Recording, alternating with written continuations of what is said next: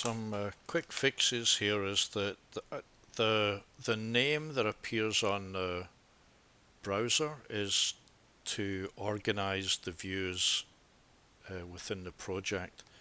There's a name that says title on sheet, which is what it's actually called when you drag and drop it onto a sheet. So in here it could be called one thing, like level 1, and over here it could have ground floor, whatever you want to say on the sheet.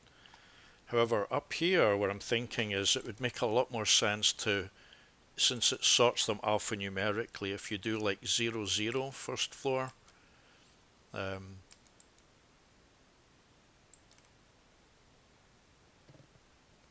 0, 1 second floor, or let me do this, sorry, let's do it 0, 2 second floor, 0, 1 first floor, so we don't get all mixed up with our naming convention. In Britain, the first floor is up here. In the United States, your first floor is down there. But we're just going to do 0, 1, 0, 2, 0, 3, and the reason I'm doing that is so that if you look at your browser, when we start to look at how it's ordered, it's alphanumeric. It wouldn't matter if I rename it up here.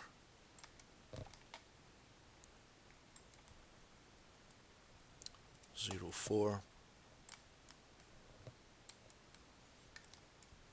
So I'm really renaming it in either one of these two places, and then 0, 5 is the roof, right? So rename, right click, rename, 0, 5 roof. So because it sorts it alphanumerically now, that makes a bit more sense, as we've got first floor, second floor, third, fourth, and fifth. The other thing is on the these objects, you can select a level and you can decide if it has a tag showing what it is.